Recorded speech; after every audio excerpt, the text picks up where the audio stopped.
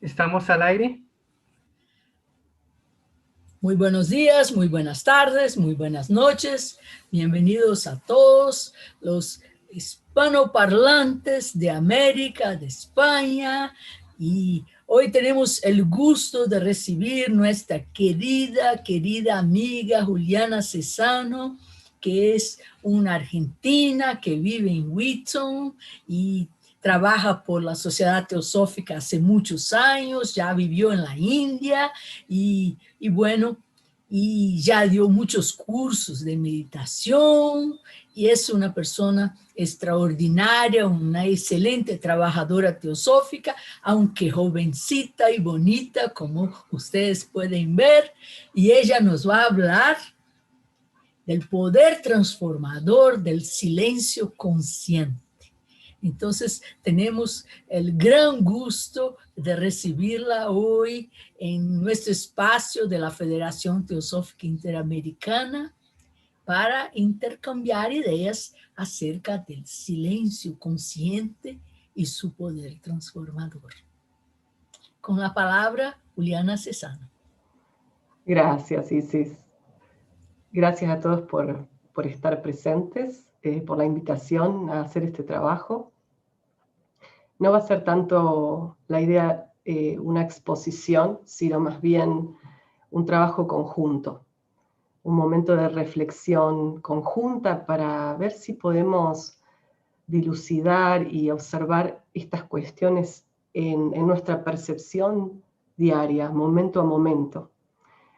Si bien las conferencias pueden llegar a ser inspiradoras, elevadoras, muchas veces clarificadoras, creo que también el trabajo de reflexión conjunta, de que podamos ir guiándonos mutuamente a ver cómo es que percibimos la vida, puede llegar a tener un impacto grande de transformación. Así que bueno, esa es la intención. Voy a hablar por un ratito, después vamos a hacer un pequeño ejercicio juntos. Voy a seguir comentándole otras cosas y al final vamos a hacer preguntas o comentarios, más reflexión entre todos. Y me gustaría hacer al final una pequeña práctica de meditación. Bien, entonces, como decía Isis, el tema de hoy es el silencio y el silencio consciente. Y la primera pregunta es, ¿por qué el silencio consciente tiene un poder transformador? Y no solamente voy a decir que tiene un poder transformador, sino que el silencio consciente puede conducirnos a la percepción directa de la divinidad, a la percepción directa de la verdad o del amor universal, como lo queramos llamar. Primero quería que nos volviéramos conscientes de cómo percibimos la vida, empezando por lo más tangible, que es nuestra percepción física. Vivimos en este mundo de materia y espíritu, pero lo que vemos es materia, con los ojos físicos. Y si bien la ciencia nos dice que cada cosa que tocamos está compuesta de átomos, y que esos átomos están compuestos de una gran cantidad de espacio y una pequeña porción de materia, y eso está en constante movimiento, nosotros percibimos esta realidad como sólida, en vez de percibirla como espacio. Esto es algo que, digamos, nosotros damos por sentado. Estamos acostumbrados a que la vida sea esto, a que nuestra percepción sea sólida. Pero ¿qué pasa si empezamos día a día, momento a momento, empezamos a cuestionar esa percepción? Debido a que científicamente, con los instrumentos adecuados, vemos que esto no es sólido. De hecho, se nos dice que cuando uno toca algo, en realidad jamás lo toca, porque el tocar es una especie de repulsión que generan los electrones de un lado y del otro. Entonces, en realidad siempre tocamos espacio. Sin embargo, si tocamos una mesa, tiene una textura. Si tocamos un suéter, tiene otra textura. Entonces, ¿cómo es que la percepción? ¿Cuán real es lo que percibimos? Lo mismo con lo que degustamos, con lo que comemos. A veces un resfrío nos cambia la percepción y empezamos a sentir gustos raros. La visión, que asumimos que todos vemos de la misma forma, pero no lo sabemos. Lo que yo veo rojo, siempre puedo identificarlo como rojo, pero no necesariamente es lo que otros están viendo. Se dice que hay animales que ven de una forma diferente a la que nosotros vemos. Y de la misma forma, vamos teniendo una percepción, vamos construyendo una percepción psicológica. Todos construimos una historia mental o psicológica que creemos es cierta. Cada uno de nosotros tiene una historia o cree que es parte de una historia. ¿Cuál es nuestra historia? Todos tenemos una y la vamos alimentando momento a momento. Es una historia que nació con nosotros en esta vida física, con esta personalidad, en el momento que salimos del vientre de nuestra madre. Ahí comienza esta historia. Es corta y se va, como decía, autoalimentando. La vamos a llamar la historia, porque la vamos a ir nombrando a medida que vamos avanzando con esta reflexión. Vamos a empezar por sumergirnos en qué significa. Por empezar, empieza con lo que nuestros padres nos ofrecen, mentalmente, físicamente, emocionalmente. Se va construyendo a medida de la percepción que tenemos y las experiencias que vamos teniendo. Si nuestros padres fueron amorosos, si nos dijeron que nos amaban, si nuestros padres nos pegaban, si nuestros padres nos decían que ciertas creencias eran válidas y ciertas otras creencias no eran válidas. Así fuimos creando una historia.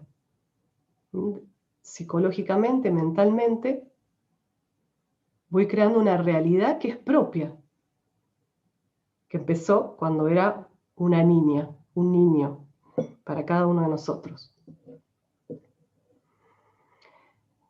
Esta historia se fue alimentando año tras año, con todas las experiencias que fuimos teniendo, con todas las cosas en las que nos fuimos exponiendo. La escuela a la que fuimos, el entorno en el que crecimos, nuestros abuelos, nuestra familia, sus pensamientos, sus formas de ver las cosas, de ver la vida, sus creencias religiosas, sus dogmas. Todo eso fue construyendo y sigue construyendo nuestra historia. Si esta historia se quedara a un lado y simplemente se construyera en silencio, no habría problema. El problema empieza cuando nosotros, la parte nuestra que es consciente, se identifica con la historia y dice, yo soy esta historia. Y momento a momento la voy definiendo y redefiniendo y realimentando. Entonces, estoy en una situación de trabajo y mi compañero de trabajo me habla, me dice algo, tengo una reacción inmediata dentro mío que se construye con esta historia. Mis reacciones son producto de lo que considero que es correcto, de lo que considero que es incorrecto, de lo que me gusta, de lo que no me gusta, de lo que aprecio, de lo que rechazo. Entonces, eso genera una respuesta por parte mía. Y vamos, por lo general, una respuesta mental, muchas veces también verbal o física. Pero la respuesta siempre viene, la historia viene primero mentalmente. Nos dice algo, hay una respuesta. Lo que vamos a ver durante esta reflexión es cómo vivir, o si se puede vivir independientemente de la historia. ¿Y por qué vamos a hacer esto? Porque los sabios nos dijeron lo siguiente. Vamos a empezar con una...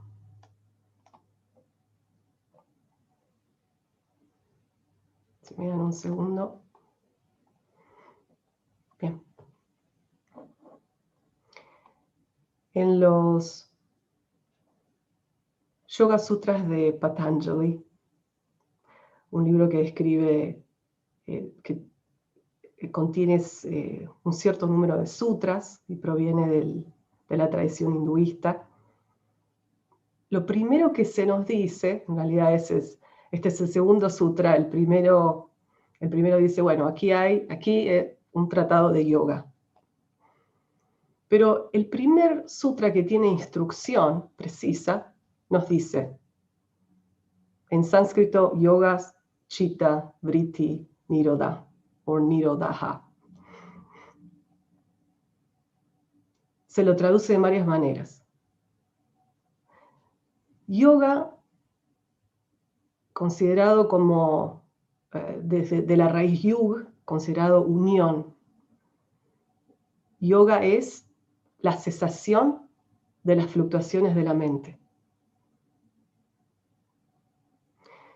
Esta unión, que la podemos llamar de muchas maneras, esta conciencia de lo divino, esta conciencia de nuestra individualidad, esta conciencia de la vida una, es la cesación de las fluctuaciones de la mente. Nada más y nada menos. Es eso. La unión es cesar las fluctuaciones de la mente. Y hay otras traducciones que nos dicen prácticamente lo mismo, en otras palabras. La unión es establecer la mente en inmovilidad, en quietud. Fíjense la palabra es. No están diciendo, bueno, en el yoga tenemos que hacer tal y tal cosa, en la unión, para que la unión suceda. Directamente se nos dice, la unión es esto. O sea que la unión está disponible para todos nosotros. No es solamente para una élite o para aquellos que están preparados en cierto sentido. Todos tenemos acceso a cesar las fluctuaciones de la mente.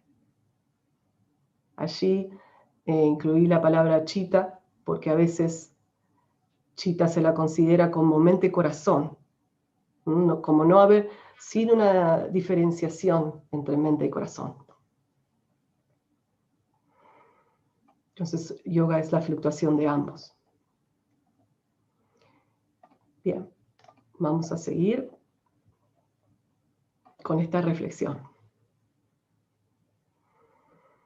Vamos a ver primero el movimiento que hay, o sea, si estamos diciendo que la unión ocurre cuando estas fluctuaciones cesan, quiere decir que hay algo por debajo de la fluctuación. Hay algo que existe, que está presente, que está vivo, cuando esa fluctuación cesa. Entonces vamos a ver que hay un movimiento que se genera por encima de algo que está profundamente quieto.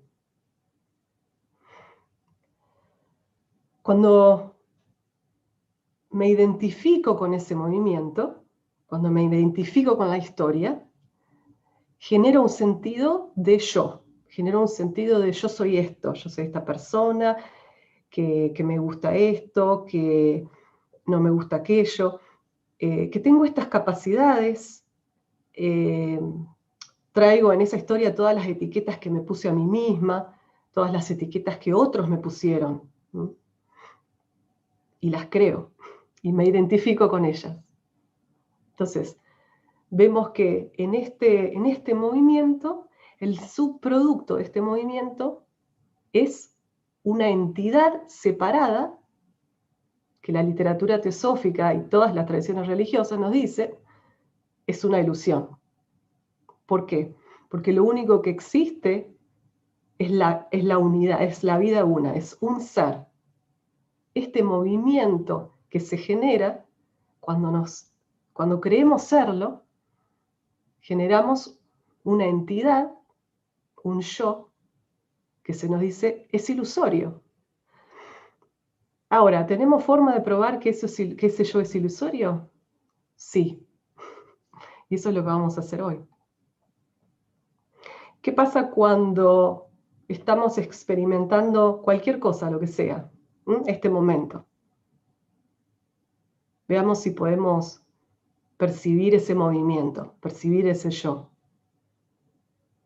Imaginemos que entra una persona en la habitación, alguien con la que no nos llevamos bien, alguien que genera conflicto dentro nuestro. En este momento estamos acá, yo estoy hablando con ustedes, entra por la puerta esta persona y se para ahí delante de ustedes y les dice algo desagradable. En ese momento yo veo dos opciones. Una opción es, me identifico con mi historia, soy esta persona que trae todo esto consigo y reacciono a esa, devuelvo a ese comentario lo que sea. La otra opción es observar ese momento, sin pensamiento, sin pasado, sin historia, sin especulación, sin juicio, sin comentario, sin proyección hacia el futuro. En ese momento, solo hay silencio y percepción.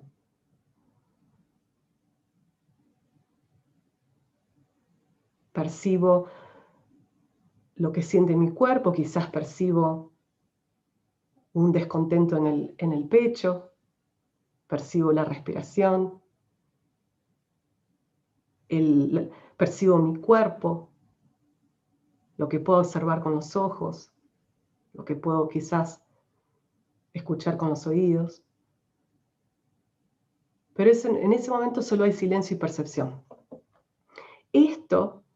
Estas dos formas de vivir son posibles y son una constante elección para nosotros. ¿Elegimos ser el movimiento o nos damos cuenta que no somos el movimiento? Eso, nos dicen, es lo que nos lleva a la iluminación, es lo que nos lleva al yoga, a la unión con lo divino. Eso y una cuestión más adicional que la vamos a ver ahora. Pero ese es el punto clave.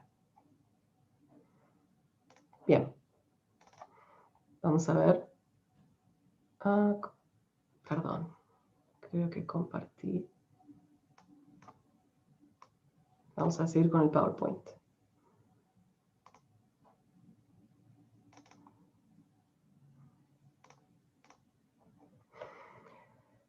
Ramana Maharshi, quien fue un sabio hindú, un místico hindú, nos dice lo siguiente. Mantén tu mente quieta. Eso es suficiente. El objetivo de todas las prácticas es abandonar todas las prácticas. El objetivo de todas las prácticas es que en algún momento podamos soltar toda práctica. Cuando la mente sea quieta, el poder del ser se experimentará. Y este era el otro aspecto del que recién mencionaba. Por un lado está la parte, este primer paso, que es el reconocimiento consciente de que no soy este movimiento y de que existo independientemente de ello. Y el otro paso, que puede ser simultáneo, es el reconocimiento de que hay una parte mía que es consciente y que está viva. Y se nos dice que esa parte es nuestro verdadero ser. Es la divinidad, es la vida una, es la individualidad. Entonces, en este caso, Ramana Maharshi llama a esa parte nuestra el ser, con mayúsculas. Él dice, cuando la mente se aquieta, el poder del ser se experimentará. Fíjense qué sencillo. El ser lo impregna todo. No está solamente dentro mío. Lo impregna todo. Si la mente está en paz, entonces uno comienza a vivenciarlo.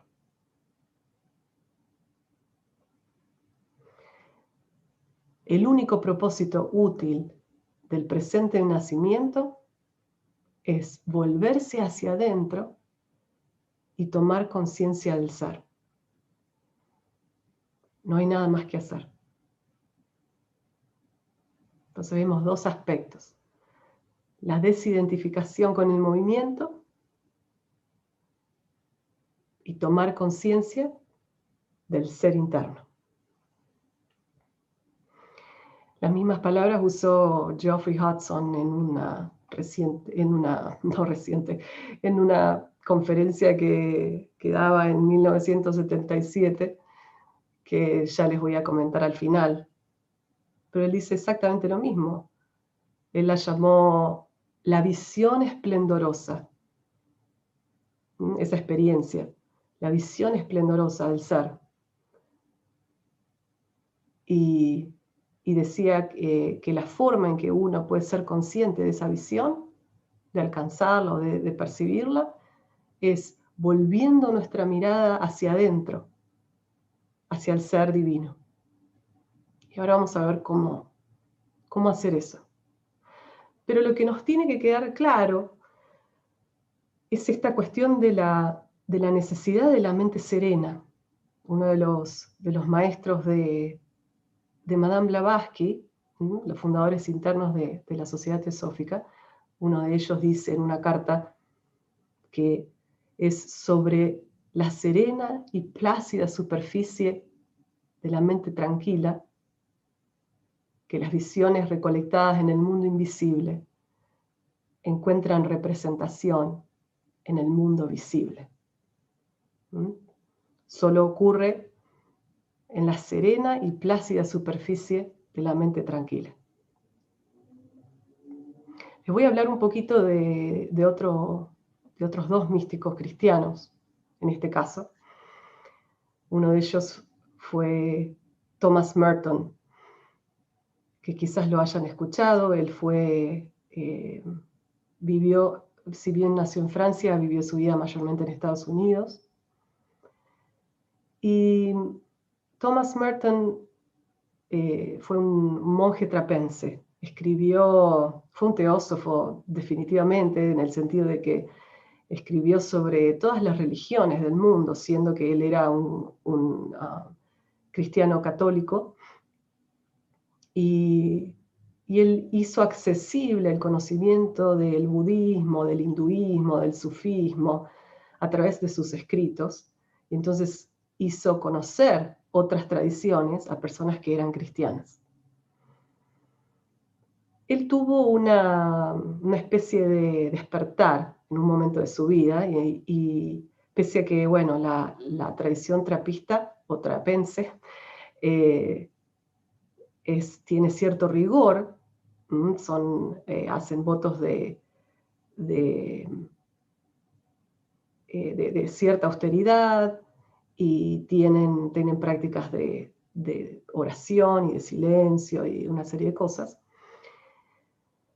Quizás producto de toda esta disciplina y quizás producto simplemente de la pureza de su alma, él tiene un momento de despertar en la esquina más bulliciosa de una ciudad vecina. Él está parado en una esquina donde pasaban los autos, donde estaba lleno de gente, y en ese momento tiene una visión de la unidad. Percibe que todas las personas que estaban caminando por esa calle eran una con él y él uno con ellos. Y él trata de describir esa percepción, como muchos lo han hecho también. Y él dice, no hay forma de decirle a la gente que mientras caminaban, o que mientras caminan, en ese caso cuando los veía, brillan como el sol. Él dice, en el centro de nuestro ser hay un punto que permanece intocado por la ilusión, un punto de pura verdad, una chispa que pertenece enteramente a Dios y desde la cual Dios dispone de nuestra vida. Y esa chispa, él dice, es inaccesible a las fantasías de nuestra propia mente. O sea, es independiente de la historia. Está la historia y el movimiento, y está el ser dentro nuestro, esperando, consciente. Y nos dice, no puedo decirles cómo hacer para verlo. Es algo que se nos otorga. Pero las puertas del cielo están en todas partes, no en lugares particulares.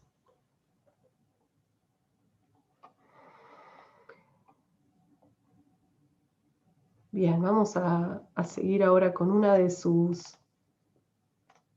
cita de Thomas Merton. Antes, mi querido Rumi. Rumi habla, el místico sufi, habla mucho del silencio.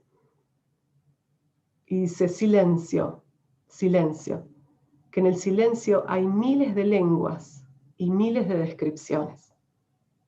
Los místicos hablaron de un conocimiento que llega a través de otros medios, que no es la mente. Cuando esta percepción se alcanza, la sabiduría es como que entra por los poros. Entonces ese silencio que empieza como un silencio espacioso, como un silencio vacío, si se quiere, que muchos también lo describen a medida que va avanzando como una luz muy brillante, la visión del ser y de la unidad es una luz muy brillante. Además de eso, trae miles de lenguas y descripciones, en el sentido de que nos trae este conocimiento que llega por otros medios. Y que por lo general, ellos nos dicen, es imposible de compartir.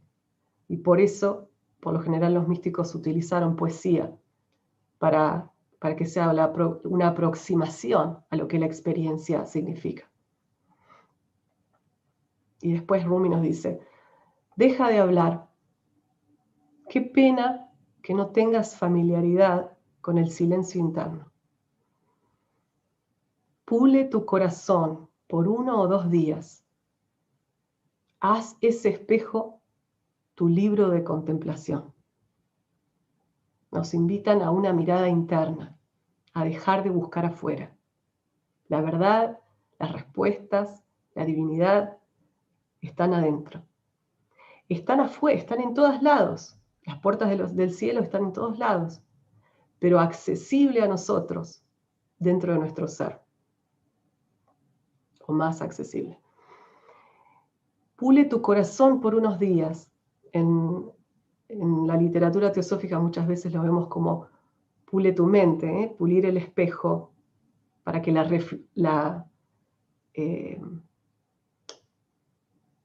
la imagen que se proyecta sea la misma y no esté distorsionada, para que el reflejo sea perfecto. Ellos dicen, pule tu corazón, lo que quiere decir, ellos tienen una práctica muy precisa, que es el llevar la conciencia al corazón. La mente presente, la conciencia, llevarla dentro, al centro del corazón y permanecer presentes allí, sabiendo que ahí está el ser interno. Haz ese espejo tu libro de contemplación. Entonces, en ese silencio deja que esa luz te traspase, te llene, te dé respuestas.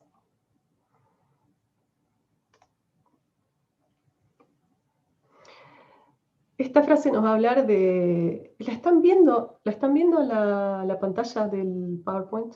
Bien, ahora dice Thomas Merton, ok.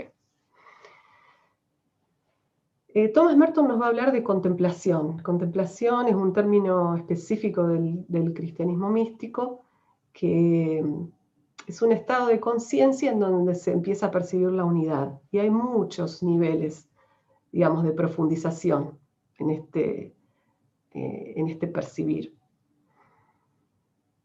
Y esto nos dice, lo que nos dice Merton, nos lo dice todos los místicos de todas las tradiciones. La contemplación no es y no puede ser una función de este ser externo, de la historia, del movimiento.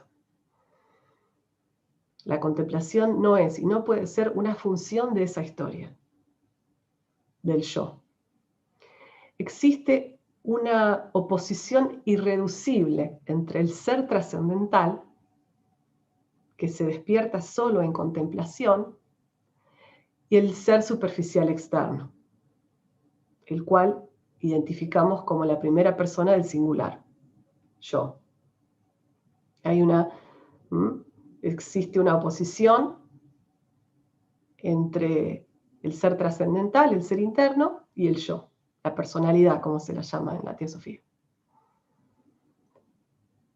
Debemos recordar que este yo superficial no es nuestro verdadero ser. Este yo está condenado a desaparecer completamente como el humo de una chimenea. Porque desde el vamos no existe, es un movimiento con el que nosotros nos hemos identificado y le hemos dado vida. Entonces, de alguna forma, el estado de unión es la realización directa de que no somos eso. En el momento en que nos damos cuenta que en realidad somos el ser interno, nos despertamos. Entonces él dice, la contemplación es precisamente la conciencia de que este yo es realmente no yo. Digamos, este yo no soy yo. Esto es movimiento. La contemplación es el despertar del ser, del yo con mayúscula, desconocido, que se encuentra más allá de la observación y la reflexión. Es un ser que no se encuentra dentro del ámbito del intelecto. Y después nos da un consejo. La única forma de deshacernos de las ideas equivocadas acerca de la contemplación o de la unión es experimentarla. Lo único que nos va a mostrar la verdad acerca de esto es la experiencia directa de ella. Todas las demás son aproximaciones o ideas erróneas, dependiendo de que tengamos adosado en nuestra historia.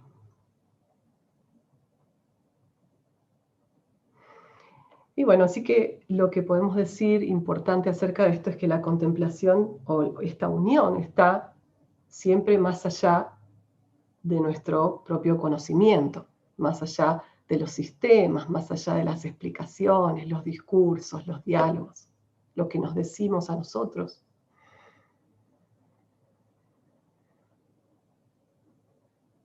Y para entrar dentro de la esfera de la contemplación o de la unión,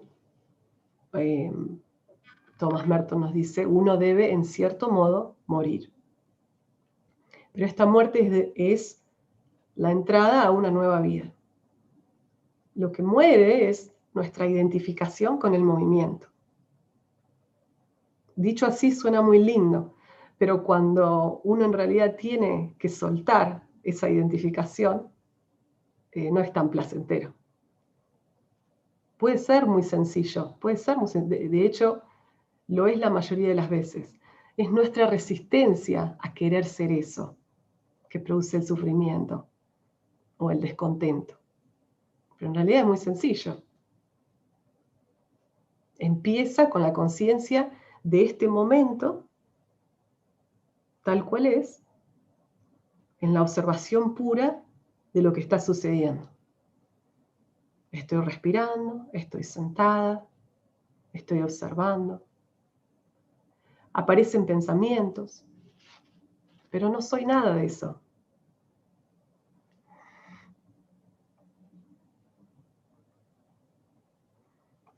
De hecho, vamos a hacer una pequeña pausa de mí hablando. Y vamos a hacer un pequeño, cortito ejercicio para ver si podemos conectarnos con esa idea. Es poco lo que vamos a poder ver en este momento porque no estamos cocinando, lavando, limpiando, hablando con alguien, estamos simplemente sentados. Pero sin embargo, vamos a quizás poder percibir una idea de lo que es la conciencia presente silenciosa, o ese silencio consciente. Entonces, sea lo que sea que estoy haciendo, en mi casa, en el trabajo, con los ojos abiertos,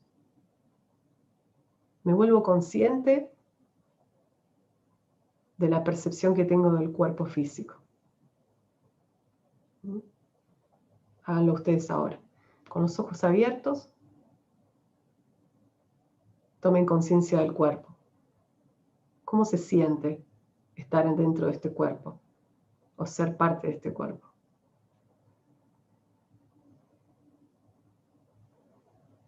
Lo que siempre nos acompaña es la respiración.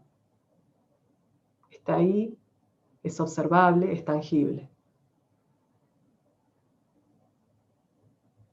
Si uno quiere, puede observar la respiración.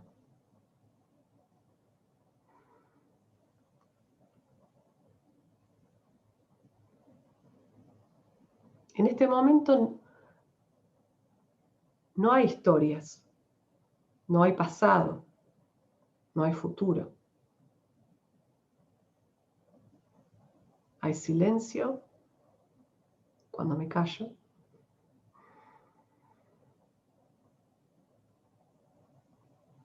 Hay paz, hay serenidad. Hay ausencia de conflicto.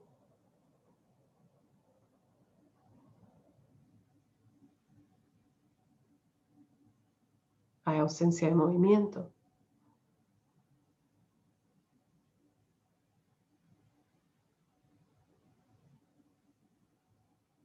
Soy profundamente consciente de este momento tal cual es.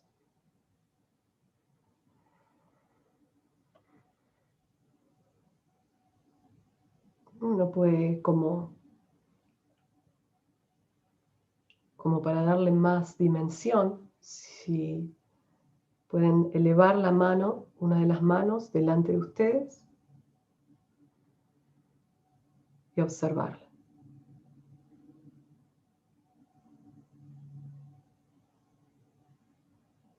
Ser profundamente consciente de esa mano.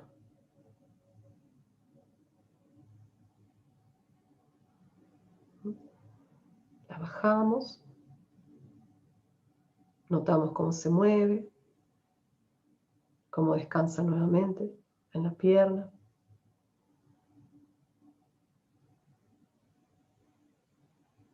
Este momento es muy simple, es muy sereno, es muy tranquilo. Y lo único que hicimos fue dejar de hablar y soltar. Soltar el pensamiento y observar este momento.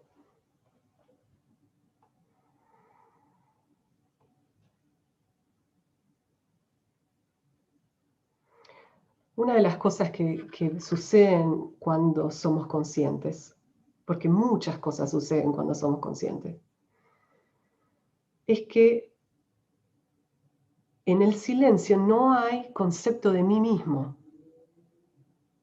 hay silencio, no hay nada, hay espacio. Y desde ese espacio, la vida se ve de un modo muy distinto. Empezamos a percibir cosas que antes no percibíamos.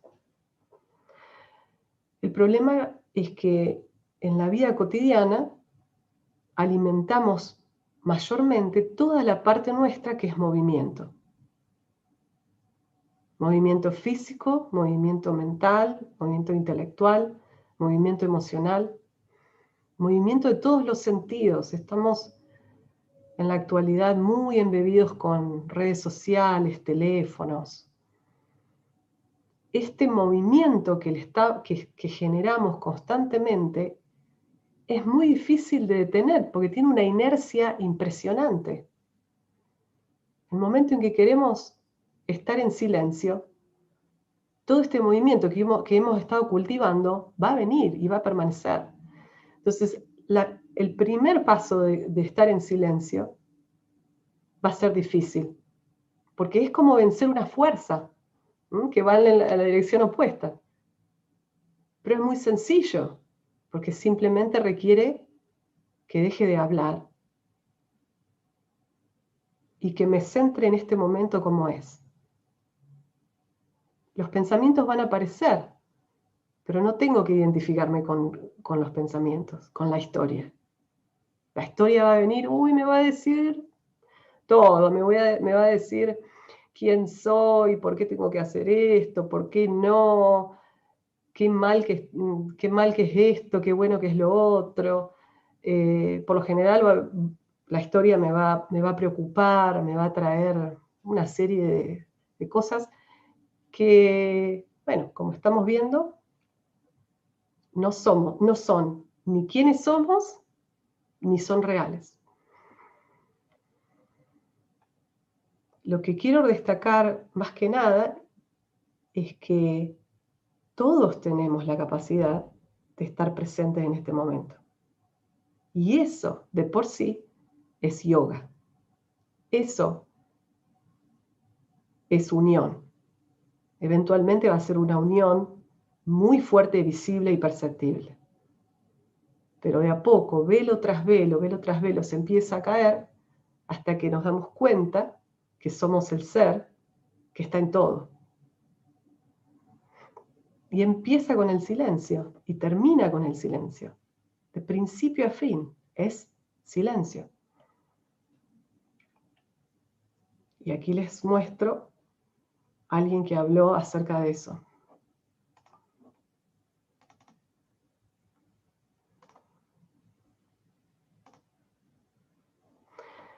Otra mística que falleció hace 4 años y que, si bien estando dentro de una creencia cristiana toda su vida, de hecho no sabía que existían otras religiones hasta que tuvo 30 años.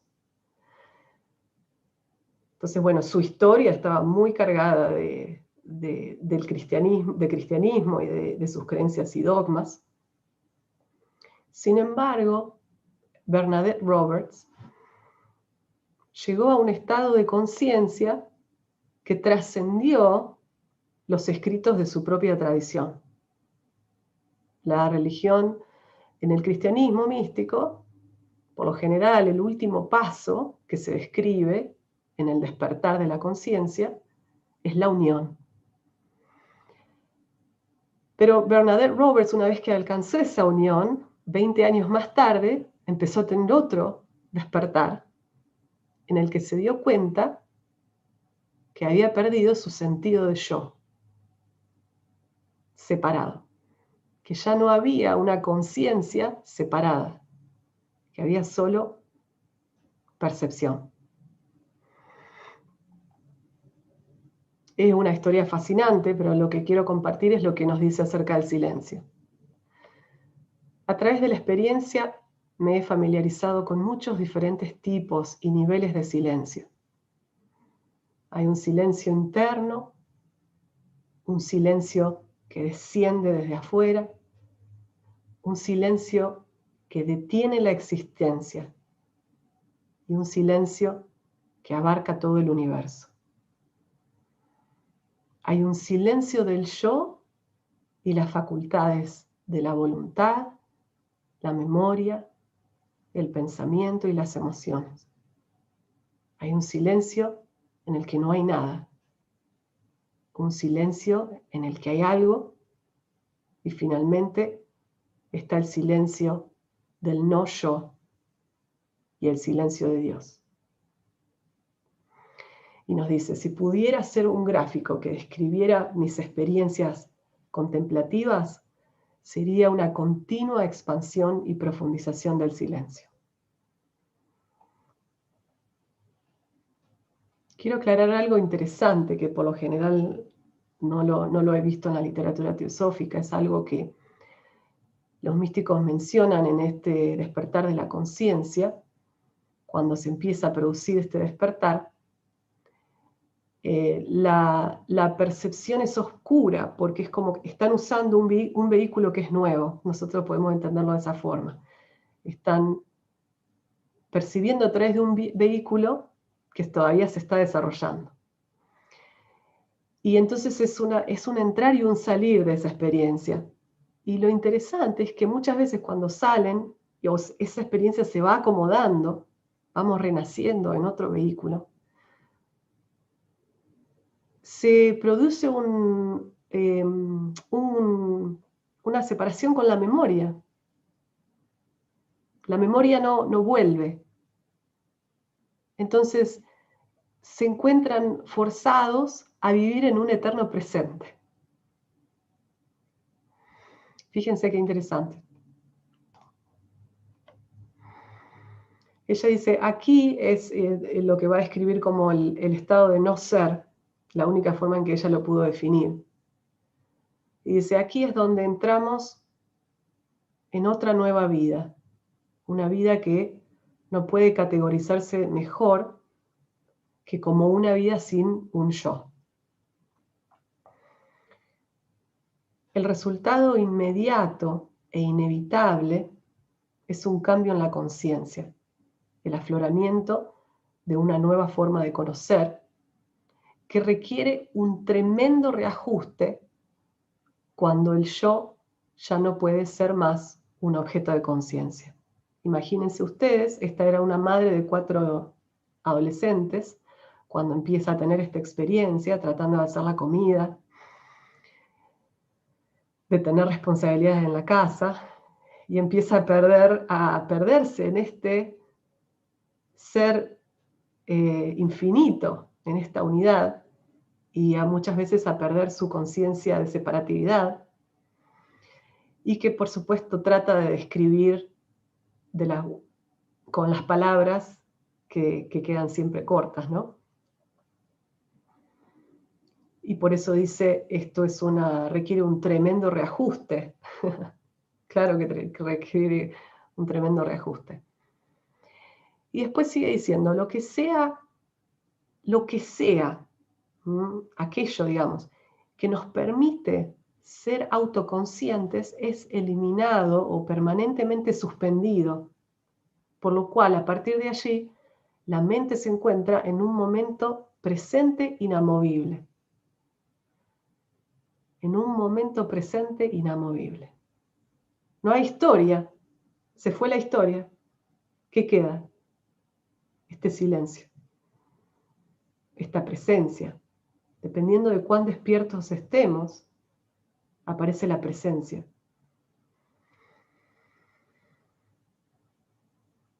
Este camino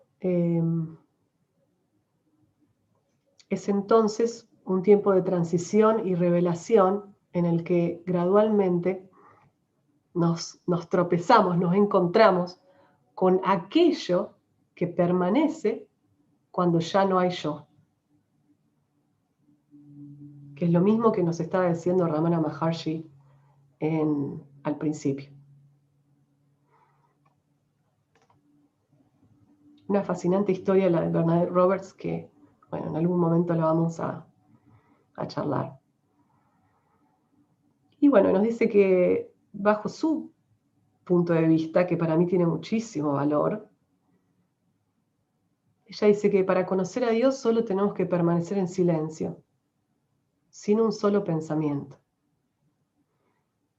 Es la aceptación perfecta del momento presente y lo que somos en este momento, porque lo que ocurre es como nos identificamos con la historia, queremos que la historia crezca, entonces queremos que esta persona sea mejor, sea más buena, que esta historia se vaya transformando de cierto sentido, en ciertas direcciones.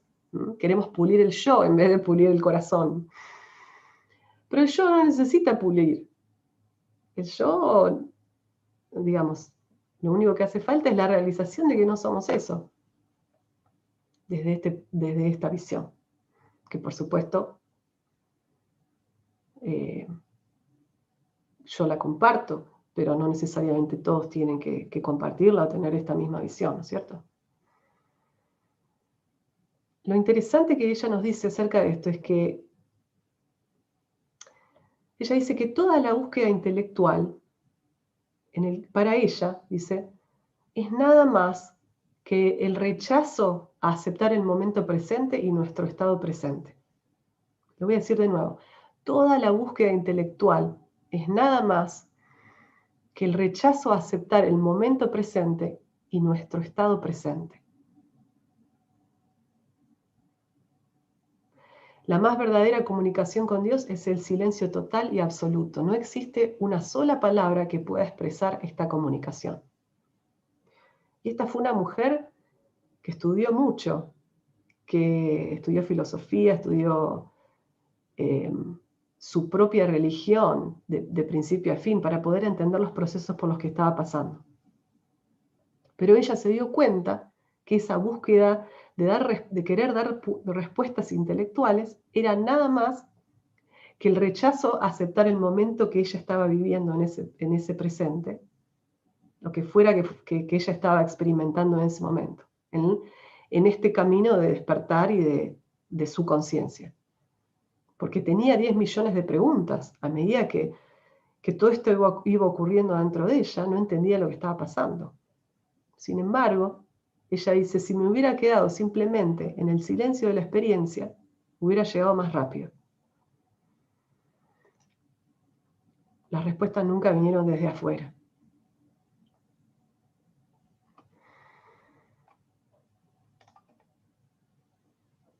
Bueno, y lo último que voy a compartir es un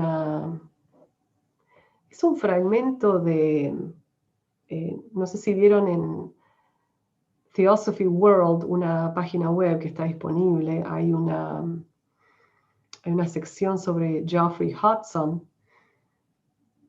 que tiene grabaciones de sus conferencias. Están en inglés, lamentablemente, pero para aquellos que pueden entender el inglés son muy valiosas.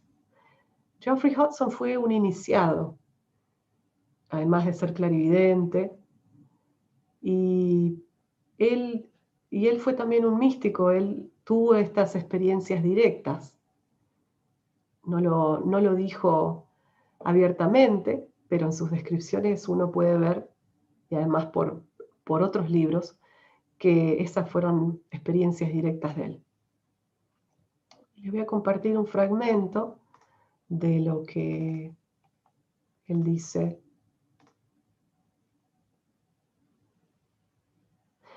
Él nos habla de la visión espléndida, que es esta visión de la vida una, de la conciencia una, del ser uno. Pero empieza a describir, dice, ¿cómo describir la visión espléndida? Entonces va como dando títulos y va diciendo, esta visión espléndida se puede definir como la libertad del engaño básico del hombre de ser un ser separado, desde cuyo error surgen la mayoría de los sufrimientos de la humanidad. De aquí la gran importancia de trascender las limitaciones de nuestra naturaleza puramente personal. ¿Qué es la visión espléndida?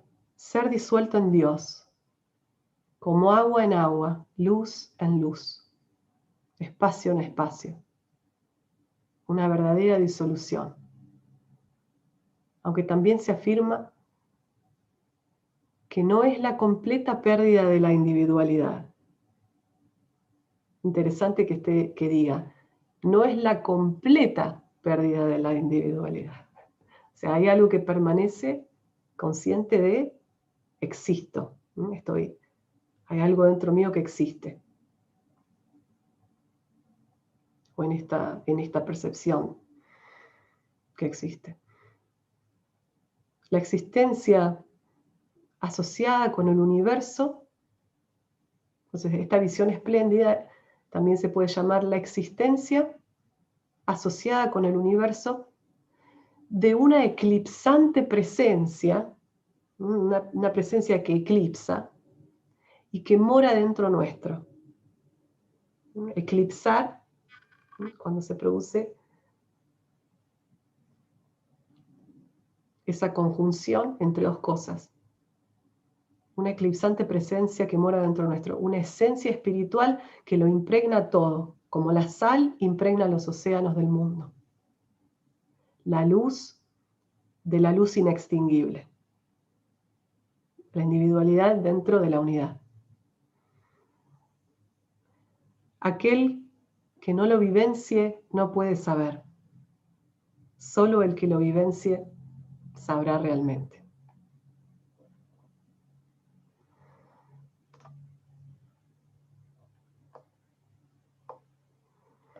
Y después de decir eso, dijo como un chiste. Dice, no, es como querer enviar un beso a través de un mensajero.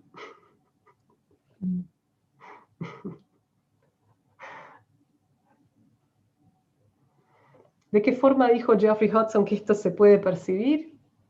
Y él dijo, aquellos de nosotros que practicamos regularmente la contemplación de lo divino, podemos alcanzar una conciencia espiritual interna casi permanente y entrar en este estado elevado a voluntad.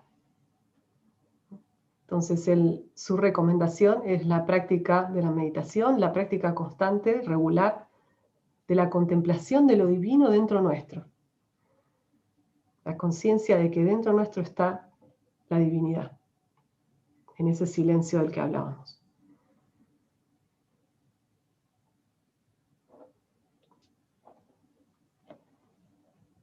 Bueno, creo que esto es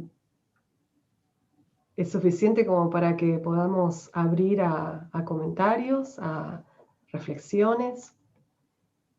Y si quieren, podemos hacer una pequeña práctica al final. Muchas gracias, Julie, por estas palabras tan inspiradas. Uno se queda así quietito, ¿no? Calladito. El silencio interior deja uno más bien quietito. Yo tengo una pregunta. ¿Cómo concilias la purificación del carácter, el desarrollo de las virtudes con el silencio interior? Sí, es una muy buena pregunta. Si vemos yo empecé con los Yoga Sutras de Patanjali, ¿no? Y si bien los Yoga Sutras, el primer sutra es yoga es la cesación del movimiento, después el tratado entero es acerca del desarrollo de virtudes, y ¿cómo lo nombraste, Isis? El desarrollo de virtudes, ¿no? Sí, el desarrollo de virtudes. De la forma en que lo veo es que la conciencia que nos otorga el silencio nos da una capacidad muy especial de ver. Es decir, es un crecimiento que se produce como desde adentro. Cuando uno está en silencio interno, cuando no es la mente en la que viene a darme respuestas y preguntas y y cuestiones y más historia. Simplemente estoy consciente y presente de lo que estoy percibiendo, ¿no? Y en esa percepción, que es muy despierta y muy diferente de la reacción que por lo general tengo, aparece una forma de vivir o de reaccionar o de responder a la vida que es de una naturaleza más elevada. Eso lo llamamos virtud. Pero ¿qué pasa? Fíjense en cualquier situación. Estamos interactuando con alguien. Fíjense cómo la virtud puede nacer del silencio. Cuando pongamos el ejemplo de alguien con el que tengamos conflicto. Toda la historia se presenta dentro nuestro, dentro de la mente. Esta persona trae lo suyo y nosotros vamos a responder con eso. Si no estoy consciente, despierto consciente de la historia, me convierto eso y sigo alimentándolo y sigo construyéndolo. Cuando me desasocio o me desvinculo de la historia y estoy presente, empiezo a ver un montón de cosas. Empiezo a ver que esa persona es alguien que necesita compasión. Empiezo a escuchar profundamente algo que no estaba haciendo porque estaba escuchando mi propia historia. Empiezo a relacionarme con el otro, quizás hasta dándome cuenta que yo soy el otro. Que no hay diferencias en lo que estamos viviendo o en lo que se está experimentando. Entonces, desde ese lugar de pureza, digamos, de quietud, donde no hay movimiento, surge la virtud o la acción virtuosa. Siempre de fondo, sí, está también como parte de la historia la idea de que el amor y la compasión y la unidad y la forma en la que nos relacionamos es el objetivo. Hacia eso vamos. ¿Algún comentario acerca de esto? Bueno, yo creo que tu conterráneo, el pingüino, quiere hablar algo.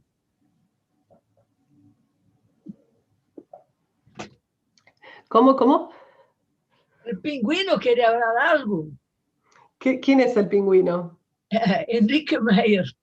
Ah. Abre el micrófono, pingüino. Sin Ahí micrófono. Ahí se abrió. Ahora sí. Ahí se abrió. Bueno, hola a todos. Y alegría de verla, Juli, de vuelta después de tantos años que hemos compartido tantas cosas acá en Argentina, que siempre ella con Pablo llevaban la cabecera de los jóvenes de Rosario y Damiana y Mariana los de Buenos Aires, y nos han enriquecido tanto. Y la verdad que este tema que toca hoy Juli, del silencio, creo que es la piedra angular del desarrollo espiritual. Porque podemos, como siempre hablamos, de acceder a cualquier cantidad de información teosófica que gracias a los maestros y a través de Blavatsky tenemos, pero nada de eso puede trascender si no es por la puerta del silencio. Es contradictorio el tema del silencio, como me enseñaba alguien una vez, porque para hablar del silencio se necesita, para explicar lo que es el silencio, se necesita hablar horas y horas y horas y horas para hablar del silencio. Entonces es como contradictorio. Pero la verdad que sí, se necesita hablar mucho del silencio, y creo que es muy oportuno lo que Juli trajo ahora, porque hablábamos la otra vuelta que en la charla que yo pude tener, que justamente en esta época no hay tiempos, ya los tiempos se están achicando mucho, necesitamos apurar los tiempos, y una manera de apurar los tiempos es justamente ejercitar todo lo relacionado con el silencio. Es un tema, sí, muy difícil y muy, como decía Juli recién también, es muy particular el tema del silencio, porque hay que saber diferenciar bien la personalidad de la individualidad, poder acallar la personalidad en sus momentos, pero tampoco quitarle mérito a la personalidad, porque si algún día llegamos a ser lo grande que queremos ser, es gracias a las posibilidades que nos brinda la personalidad, con todos sus defectos, con todas sus virtudes, con todas sus desavenencias, pero es la personalidad la que nos va a llevar a acceder a ese mundo al que queremos llegar. Entonces, hay que darle, pienso yo, un tiempo importante a la personalidad, porque la personalidad, como me decían una vez, es como si fuera un animalito, ¿no es cierto? Como si fuera una mascota. Si nosotros pretendemos hollar el camino espiritual sin darle la verdadera importancia que tiene la personalidad, estamos siendo contradictorios, porque hay que hacer como una especie de, no sé si puedo transmitir lo que me explicaban, pero es como que tenemos que hacer una especie de negociado con la personalidad. La personalidad tiene sus apetencias físicas, las cuales deben ser cubiertas en cierta manera, y que después nos permitan tener ese acceso a la individualidad, a lo que es nuestro ser interno realmente. Pero en algún momento hay que negociar con la personalidad como para poder tener nuestro espacio interno.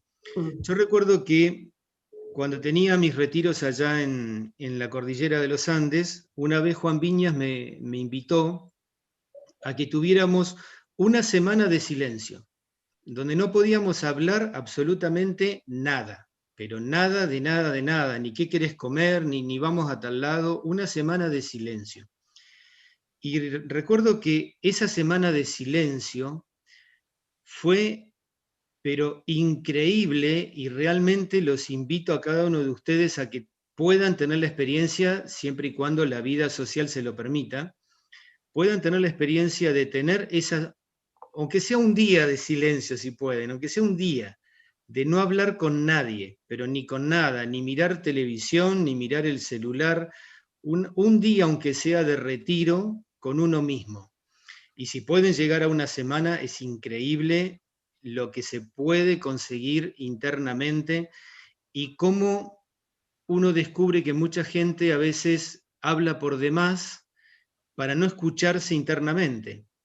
Y en la semana o el día de silencio es cuando uno realmente se puede escuchar internamente y puede descubrir una faceta de uno mismo que hasta ahora no se daba el tiempo de poder descubrirla. Por eso, este punto que toca Julia ahora yo creo que es crucial, es más que oportuno, es para seguir las sugerencias que ella da y las sugerencias que puedan salir de uno, pero la práctica del silencio realmente es increíble la utilidad que tiene para el desarrollo interno.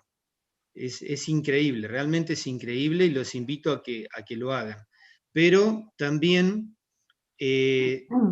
darle un mimo a la personalidad cuando necesita los mimos, ¿no es cierto?, de darle lo que la personalidad necesita y negociar con ella, porque si no caemos, como a veces se dice de los budistas, dicen que para poder trascender hay que matar la mente.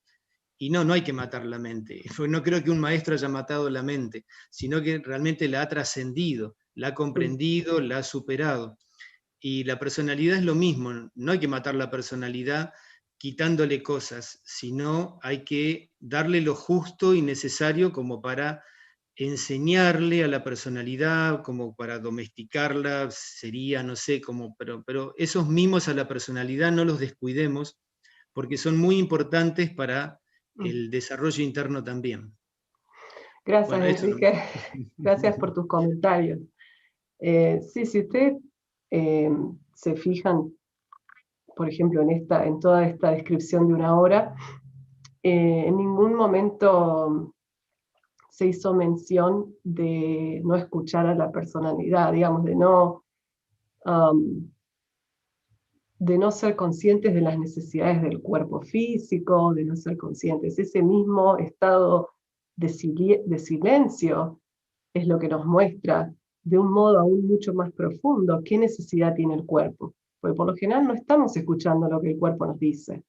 En el silencio hay percepción. Por eso la experiencia que tuvo Enrique de una semana de silencio, que fue extraordinaria, que creo que muchos de nosotros hemos tenido en algún momento de nuestra vida como un ejemplo, es lo que produce semejante transformación. Y también, bueno, la idea Ya es que dejó eso, de ser presidente, era presidente de la sociedad, ya se le acabó. no sé, alguien que sin querer sí habló por el micrófono. Lo que iba a decir es que estos momentos que quizás hemos tomado para estar en silencio por unos días, puede empezar a convertirse en una práctica diaria, una práctica momento a momento. No es que para eso vamos a dejar de hablar, tenemos que interactuar con personas, pero el ser consciente de lo que estoy hablando va a hacer que disminuya la cantidad de palabras que diga, que hable cuando sea necesario, que hable con palabras que sean amorosas.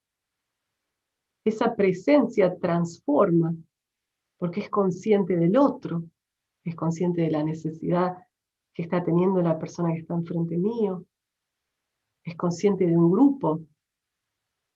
El silencio es consciente de un grupo. Cuando hay desequilibrio en los grupos es porque no estamos siendo conscientes en el silencio.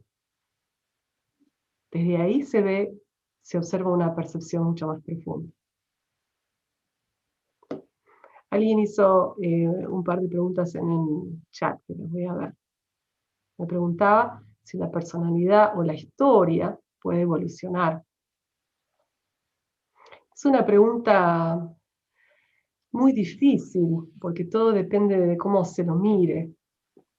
Evidentemente, hay una parte nuestra que va despertando. ¿Cómo lo queremos decir a eso? Depende de nosotros. ¿Cómo lo digamos? ¿Va a ser la verdad? No. Va a ser una aproximación. Un día vamos a darnos cuenta de lo que eso significa. Hay maestros y místicos que dijeron que no hay realmente una evolución en ese sentido. Lo que produce evolución es el despertar a la realidad. Cuanto más despiertos estamos a lo que es real, más evolucionados, si se quiere, estamos. Más despiertos estamos, más conscientes. Y esto de que haya una contradicción entre el silencio y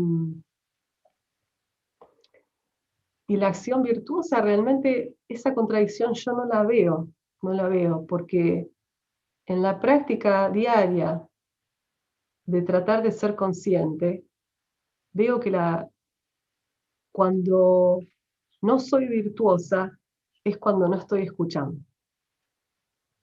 Porque cuando estoy escuchando, la virtud nace, porque nace de un lugar más profundo que el movimiento externo. Lo que pasa es que este camino es complejo y tiene facetas. Y todas las facetas son válidas hasta que un día lleguemos a la percepción directa de lo que es. Carlos Pérez tiene, hoy es solo argentinos por acá. Carlos Pérez tiene la mano levantada. Vale, muchas gracias. Quería una reflexión acerca de lo que es el punto de la definición del yoga de Patanjali, relacionado con el silencio, y que es respecto de la quietud de la mente. Yo he visto que mucha frustración de la gente que practica meditación o que intenta avanzar por este camino, es que después de muchos esfuerzos en la meditación no logra aquietar la mente. Y una de las, y creo que la razón es que se busca frenar a la mente. Y no se puede detener a la mente. El psicólogo americano William James decía que la mente, que fue el padre prácticamente de la psicología americana, decía que la mente es una corriente, se tiene que comparar más bien con la corriente de un río y no con una cadena de pensamientos o una sucesión de pensamientos. ¿Qué es lo que pasa? Que, bueno, eso tiene consistencia además con lo que se define como manas. Taimni, cuando explica las 4 funciones de la mente, según la Vedanta, habla de Chitta, Mana, Buddhi y Ahamkara. Y Mana, Chitta es la capacidad de formar imágenes mentales, pero Mana es la capacidad de elaborar una corriente del pensamiento. Y Manas tiene la misma raíz, que en este caso no es el principio Manas, sino una de las funciones de ella. Manas tiene la misma raíz que manantial, manar. Y efectivamente es eso, mana. Lo que pasa es que el pensamiento puede manar como un torrente con perturbaciones, que precisamente que es lo que define Patanjali, perturbaciones, porque todas esas perturbaciones están originadas en el yo, en nuestros deseos, nuestras ansiedades, preocupaciones, etcétera, que es el problema que tenemos cuando nos sentamos a meditar o a querer tranquilizarnos. Y esa forma yo la comparo como un río torrentoso, ¿no? Que está donde va bajando el rápido y está lleno de piedras, y todas esas piedras hacen que el agua choque, se vaya para aquí, se vaya para allá, y la realidad no puede reflejarse sobre la superficie de ese río, de esa agua. Pero cuando, en la medida que logramos que esas preocupaciones, que esos elementos forjados por la estructura del yo o por las estructuras que ha creado el yo, puedan desaparecer y por lo menos momentáneamente ha quitado, como bien decías, la respiración es una técnica extraordinaria porque te permite centrar el pensamiento en algo dinámico, en algo que va y viene. En la medida que podemos hacer que eso desaparezca o por lo menos se aquiete, el agua, es decir, la corriente del pensamiento fluye tranquilamente, serenamente. Y entonces sí que puede reflejarse sobre su superficie la realidad interna. Y eso es una cosa que al final uno llega a comprender. Dice que no tienes que intentar detener a la mente, sino que tienes que intentar tranquilizarla. Y me pareció muy buena tu ejemplo de decir, entra una persona y con la cual a lo mejor tengo aversión, ¿y qué pasa? Aparece todo lo que los contenidos que ya tenía, o miro, a lo mejor viene de buen humor y con buena intención. Gracias, Cristina. Gracias, Carlos. Gracias, muchas gracias por... Juliana, digo, no Cristina. Te dije Cristina, me traicionó el subconsciente porque éramos muy, muy amigos de Cristina. ¿Carlos Pérez? Sí, Carlos Pérez soy yo. Oh, Adela y Carlos. Yo escuché tanto de ustedes. Gracias. Qué alegría verlos. Mundo pequeño, ¿verdad? El Zoom nos une a todos, ¿verdad? Claro que sí, es maravilloso, maravilloso. Mi tía Cristina. Sí. Yo casualmente le decía a Carlos, si Cristina supiera lo que su sobrina nieta, cómo es, cómo habla. Ay, qué lindo recuerdo. Gracias.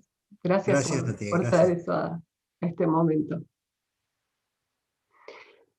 Algo para agregar brevemente a lo que decía Carlos, que sí, definitivamente coincido plenamente. Como tenemos que dejar que esa mente se exprese o se corra como ese torrente, porque es imposible detener la mente. es su naturaleza ser activa. Y lo que pasa es que yo creo que la diferencia es hacer la parte nuestra que es consciente, que está despierta, lo suficientemente fuerte para permanecer inamovible en ese torrente. Porque el torrente va a aparecer, pero cuanto más practicamos la meditación, el observador, la energía empieza a moverse hacia esa parte nuestra que es consciente.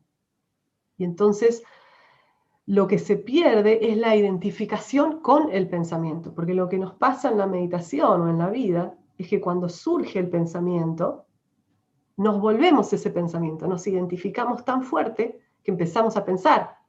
Entonces estoy sentada tratando de meditar, aparece un pensamiento y no es simplemente una nube que veo pasar a través, por delante de mis ojos. Es algo con lo que me asocio.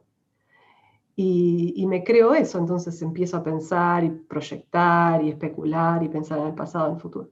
Entonces, esta actitud o el cultivo de esta presencia momento a momento cuando estamos despiertos va fortaleciendo la parte nuestra que es consciente. Hay un monje budista que dice que la mente tiene dos aspectos, lo hace muy sencillo. El que hace y el que observa. Y él dice, si toda nuestra energía durante el día se la lleva el que hace, después el que observa queda completamente desprovisto de energía para observar. Entonces es como eso, también como, lo podemos decir como un músculo, ¿no? Tenemos que desarrollar el músculo del estado presente, de la conciencia que ve, que observa. Gracias. Bueno, Marcela Chinchilla, Marcela Cecilia. Ahí está. Juliana, hola. Bueno, a mí se me han disparado un par de cosas y sobre todo en relación cuando hablaba recién el pingüino que le dice Isis, porque, a ver, es como que con esta exposición tuya y la intervención de todos, a mí se me generó una vuelta de rosca en algún sentido. Digo, con el tema de la personalidad o lo que podemos hablar del cuaternario inferior con todos sus cuerpos y la conjunción con eso que esa mente práctica tiene que volcar hacia arriba y no tanto hacia abajo, ¿verdad? Te voy a detener ahí por un segundo. Fíjate que todas las palabras que estás usando, que todos usamos, son conceptos que hemos formado. Sí, tal cual. Son palabras que definen algo que ni siquiera sabemos cómo es, ¿no?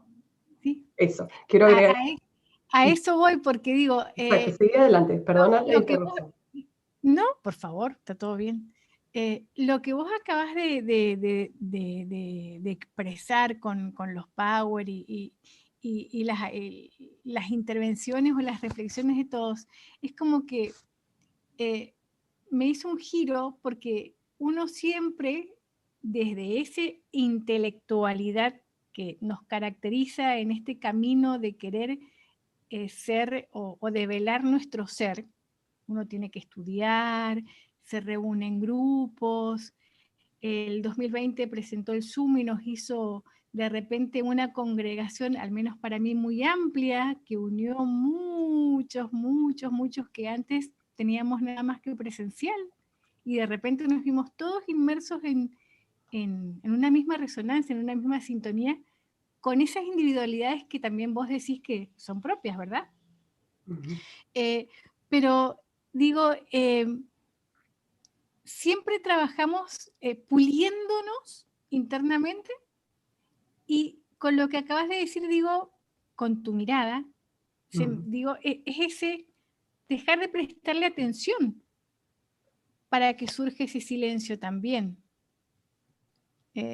Y a raíz de dejarle de prestar esa atención, también está esa autoobservación, en donde uno haciendo lo que hace, desde lavar un plato o lo que sea, de repente a lo mejor quienes viven con más personas en una casa, es distinto. Yo al vivir sola, es como que me veo a mí misma muchas veces haciendo algo y pensando y dándome cuenta de lo disco lo que puedo hacer, ¿no? O sea, cómo puede saltar uno de un lado al otro. Y ahí es donde digo, hay que dejarle de prestar atención para que ese ser que nos habita surja en el silencio y saber que somos eso, más allá de cualquier ego espiritual que pueda surgir, de las historias y de identificarnos con eso que biológicamente hemos aterrizado en este plano con nuestros padres como portales de vida y nuestros primeros entornos. Es transitar ese camino de desaprender esa intelectualidad. Y eso. Así que gracias. Gracias a vos por ese comentario y la razón por la que quería señalar el uso de las palabras es porque todos estamos en la misma trampa, es decir, o en el mismo proceso de realización y de descubrimiento. Si ustedes vieran la pila de libros que tengo por leer y la pila de libros que leí, da vergüenza, porque realmente da vergüenza. Y bueno, es parte de las paradojas, pero para mí ha sido tan inspirador leer y tratar, por ejemplo, al leer a los místicos de las distintas tradiciones, está la parte mía que quiere entenderlo teosóficamente. Entonces, quiero entender cómo es que esto que están explicando y este proceso se refleja en los 7 principios, por ejemplo. Pero eso es digamos, ¿qué luz me va a traer eso respecto a la percepción de la unidad? Y es cuestionable. Pero el indagar, el preguntar, junto con las visiones, distintas visiones. Por ejemplo, he aprendido más de la teosofía leyendo cristianismo muchas veces que a través de la teosofía misma, porque cada uno de nosotros está como construido de una forma en donde a veces percibimos directamente desde cierta tradición y no tanto desde otra. Entonces, a veces tenemos que salirnos de nuestros contextos para ver el todo, para poder ver el todo. Y por eso creo que el segundo objetivo de la Sociedad Teosófica es tan importante. Los 3 lo son, pero como parte de ese proceso de descubrir. Y al mismo tiempo me voy dando cuenta de que cuando paso por periodos de mucha lectura, el movimiento que empieza a generarse es discordante. Entonces hay, como decían, tanto Besant como Blavatsky, ellas dieron direcciones muy precisas acerca de cómo estudiar teosofía, que se aplica a cómo estudiar cualquier tradición espiritual,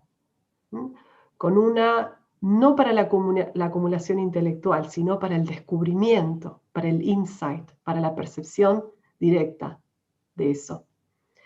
Y recomendaba, Besant decía, lea por 5 minutos y medite por 15. Porque sí, la mente tiene una fuerza muy grande y genera un movimiento discordante. Si no lo compensamos con la conciencia del momento presente, el silencio, y ahí voy a agregar la compasión.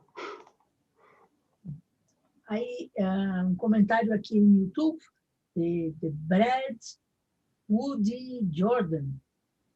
Y dice, el verbo es oír. Hoy día la gente escucha, pero no oye. Y ve, pero no observa. Gracias. ¿Sí? ¿Quiere comentar?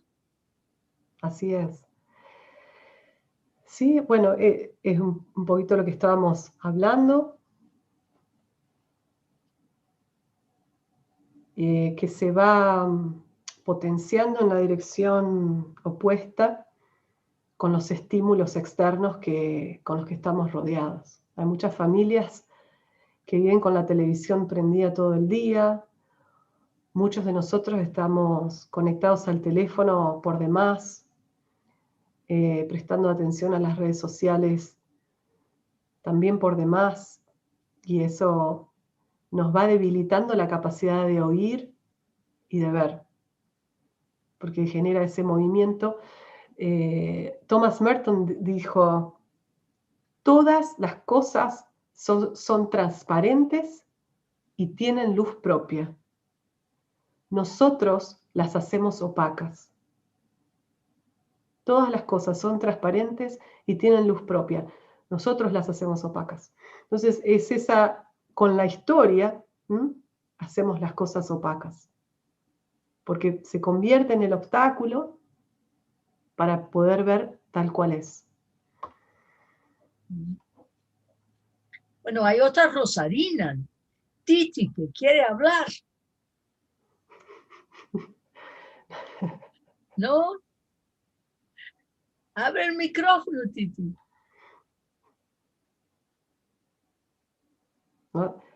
No hace falta, Titi, si no quieres. No, yo no levanté la mano para nada. Ah, bueno, pero puedes hablar. Bueno, lo único que puedo decir es que me encantó saludarlos y verlos a todos, a ti por felicitarte por tu cumpleaños y a Juliana para mandarle un beso grandote, grandote, que la llevo en mi corazón y que la conozco de muy chiquita. Gracias, Titi, gracias. Y hermosa, hermosa tu exposición que nos hace tanto, tanto bien. Yo todavía tengo presente y sigo leyéndolo con mucha asiduidad, lo que hiciste, el trabajo que hiciste el año pasado, en el 2020, sobre la meditación en el corazón, que estuvo maravilloso ese trabajo y todavía lo sigo leyendo con mucha frecuencia. Y lo mismo va a ocurrir con esto, porque este videíto lo voy a escuchar con mucha asiduidad también. Muchas gracias y un beso grandote para todos. Sí, es que a los que ya estamos un poquito más viejos y conocimos a Juli bien chiquita, ¿no? Ahí siempre nos quedamos así como tíos, ¿no? Como bobos, de ver qué bien que habla, ¿verdad? Y la vemos tan hermosa también. Sí. Tengo canas, chicos, tengo canas. Pero tenés una beba preciosa. Sí. Ya tiene 7. Sí, está Ricardo de Bogotá que quiere hablar también. Muchas gracias. Pero es cierto, cada vez que oímos desde un punto diferente las cosas, como que nos amplía mejor el concepto. Ahorita con lo que acabas de decir, de cómo concatenar ciertas visiones de diferentes personas, se me aclaró una cosa con lo de la acción virtuosa, porque a veces oímos los términos, oímos las cosas, pero nos pasan derecho. Pero a veces de tanto oír las cosas, es como una espiral virtuosa. Se nos van aclarando muchas cosas y a ti no te había oído nunca, y hoy que te oí con el punto de vista diferente, hice claridad en cosas que tenía por ahí volando. Muchas gracias. ¿Cuál es tu estado? Gracias a vos. ¿Wheaton dónde queda? Wheaton es en Illinois. Está cerca de Chicago. Gracias. En el centro Olcott. Gracias, Ricardo. Sí. Bueno, a ver. Si me dejan,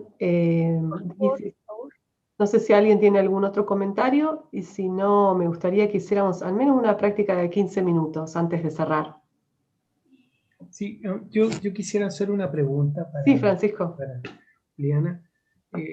El título de la conferencia de hoy, El poder transformador del silencio consciente, me ha llamado mucho la atención.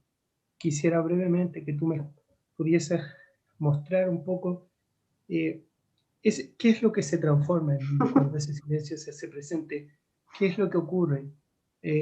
Muchos de nosotros siempre pensamos y vamos oyendo el consejo de uno, el consejo de otro, y decimos, ah, tengo que hacer esto, ah, ahora me dijeron, tengo que hacer esto otro, pero quizás quisiera en algún momento que una luz que surgiera de alguna parte me mostrase tal cual las cosas que he de hacer, cómo he de actuar.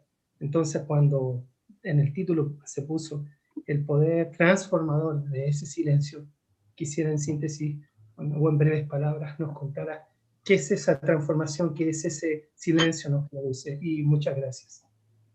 Gracias, Francisco. Desde cierto punto de vista es una paradoja ese título. Es una contradicción misma, en sí misma. Pero desde cierto punto de vista, lo que uno ve en aquellos, o sea, uno lo ve en pequeña dimensión en sí mismo y en gran dimensión en aquellos que han alcanzado una percepción distinta, que realmente se produce una transformación. Es decir, quizás lo más correcto sería decir que lo que se modifica es la visión. Lo que se modifica es la percepción. Cuando se dice percepción espiritual sin velos, lo que se transforma es que el velo se cae.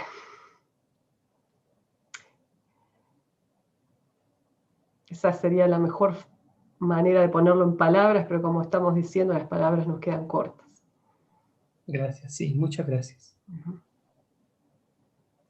Sí, de hecho, es la personalidad, bueno, la personalidad que no es mala, pero si está sin control, así, suelta y a los vientos, nos bloquea de percibir el silencio interior, ¿no? Entonces, cuando uno logra algo que sea un poquito del silencio interior, es como que los movimientos de la personalidad van perdiendo importancia, ¿no? Así lo veo. Gracias, Isis.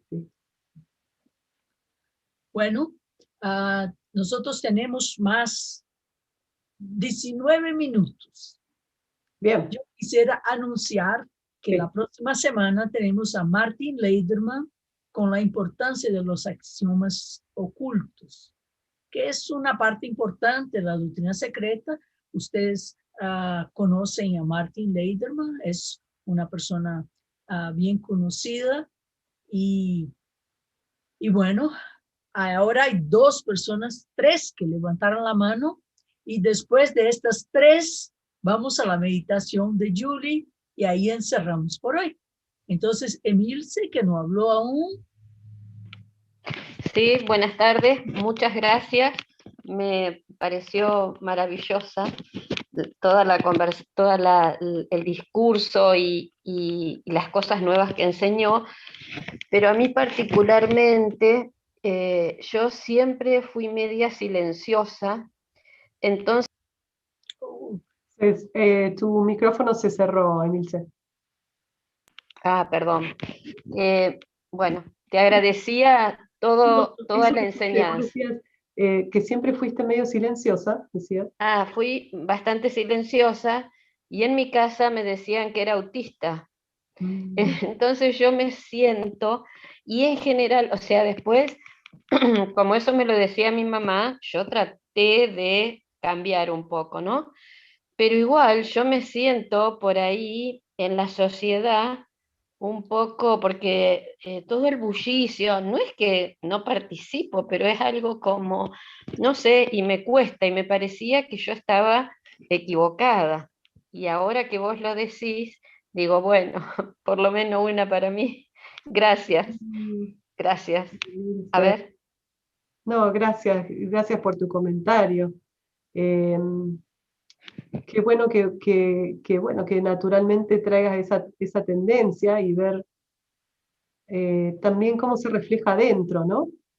Como es la tendencia de no hablar tanto, qué es lo que produce adentro nuestro. A veces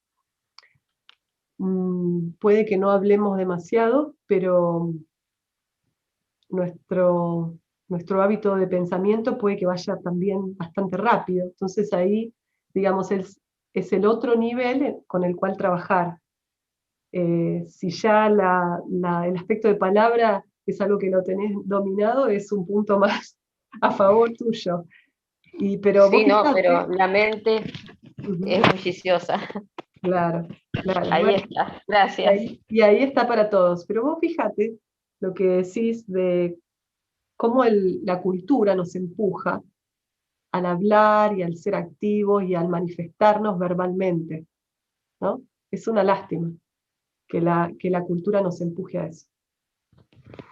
Gracias. Wendy ha pedido la palabra. Buenas tardes, me encantó la charla y los comentarios que han hecho, y yo quería decir cómo a mí me afectó cuando dijo que hay un observador y un hacedor, y ahí me di cuenta de mi error, que yo soy muy hacedor, ¿no? Y me falta el observador, y cuando se podía viajar, el observador observaba feliz, había paz en mí misma, ¿no? Y al volver a casa, el hacedor quería hacer las actividades.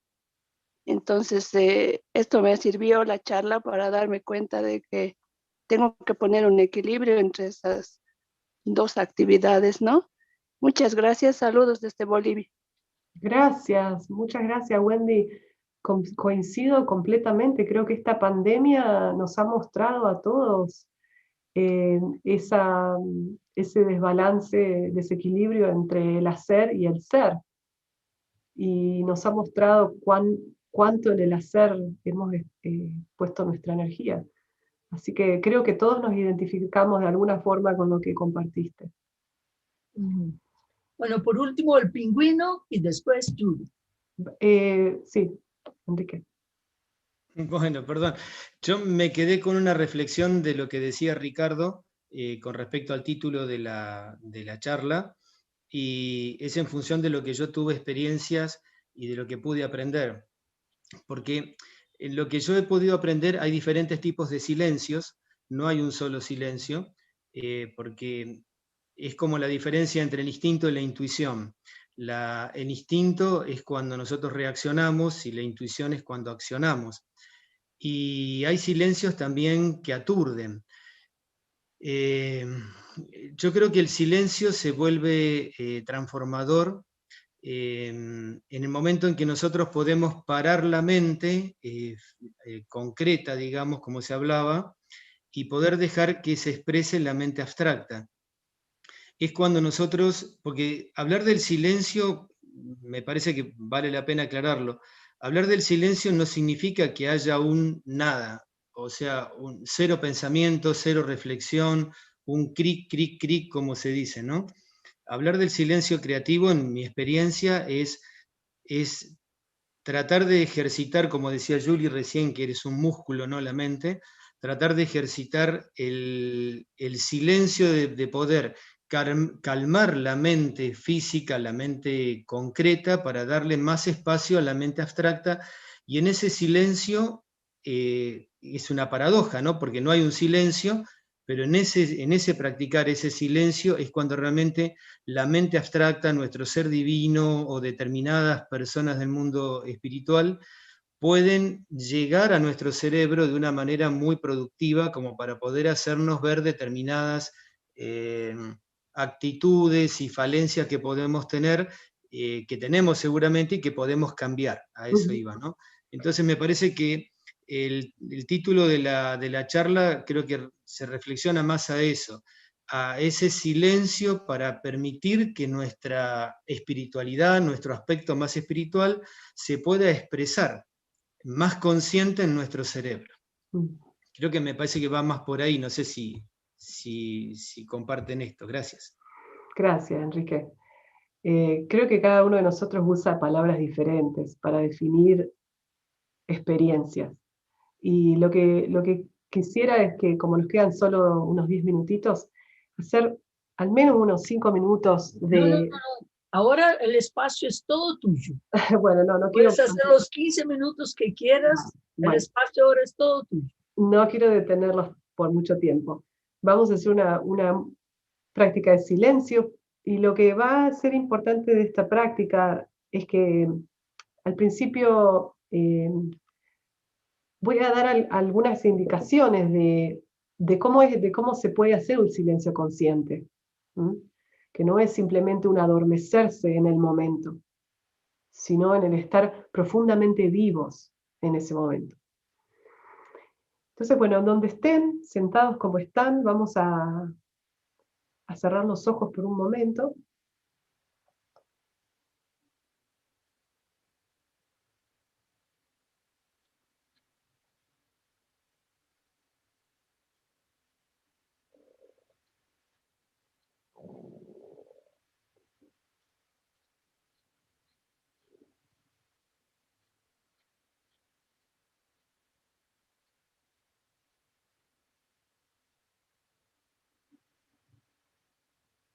Y a invitarlos a volverse consciente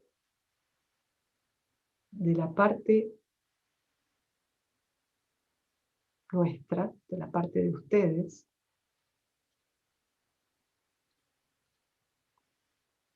que incluso con los ojos cerrados observa este momento tal cual es.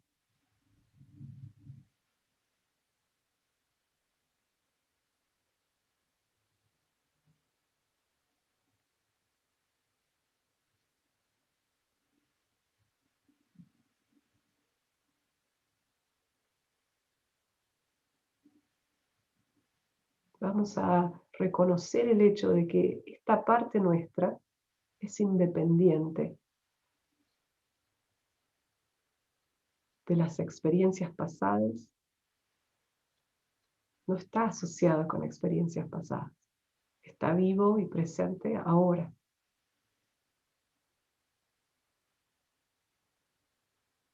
Es independiente del cuerpo físico.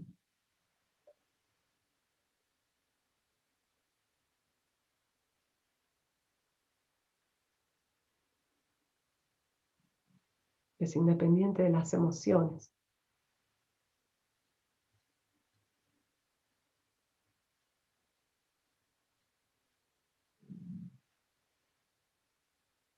Y es independiente del pensamiento.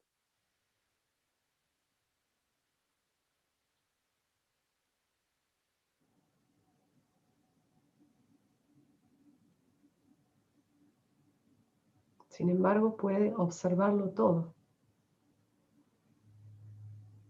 permanecer intocado.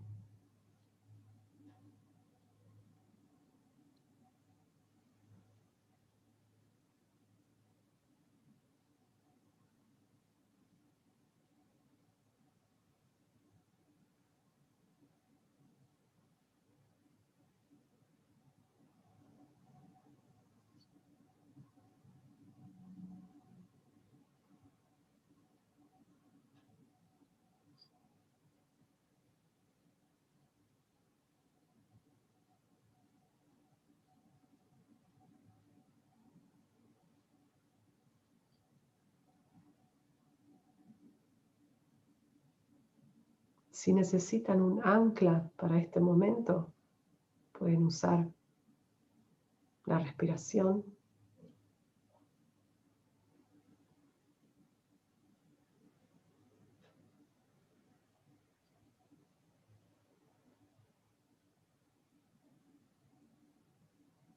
O el espacio mismo.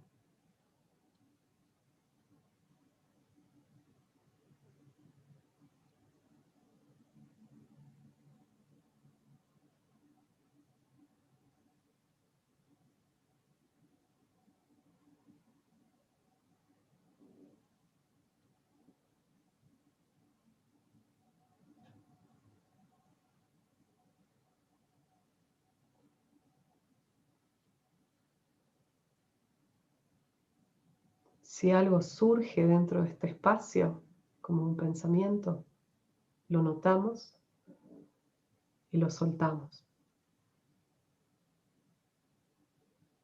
Y volvemos a ser conscientes de la parte nuestra que observa este momento.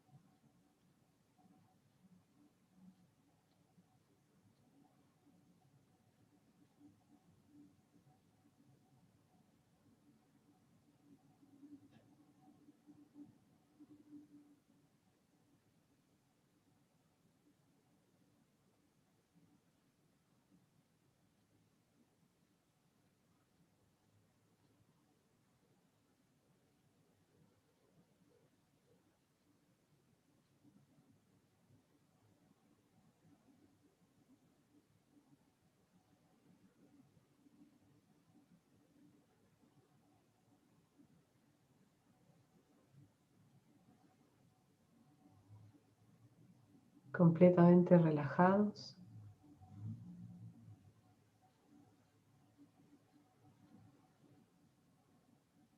Completamente alertas, despiertos.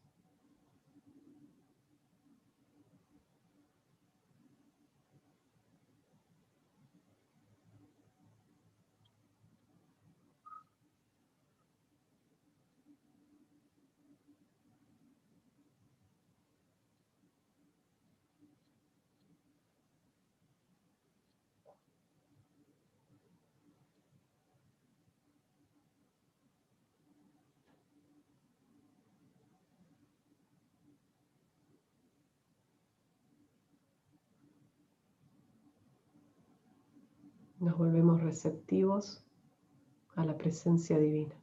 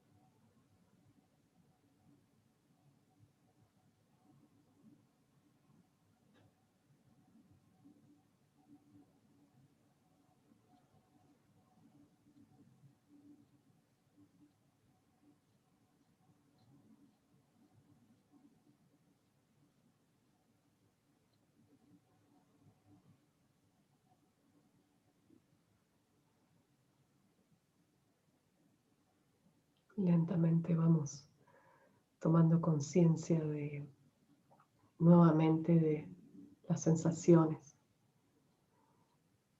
del cuerpo físico, los sonidos,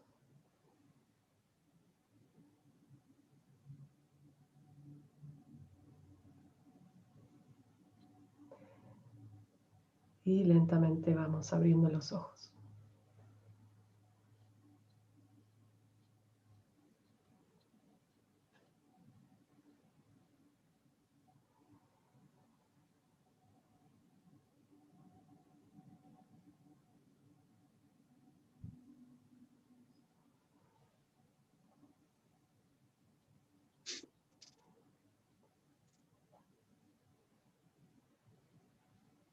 Bueno, muchas gracias, Julie, por estos momentos tan especiales.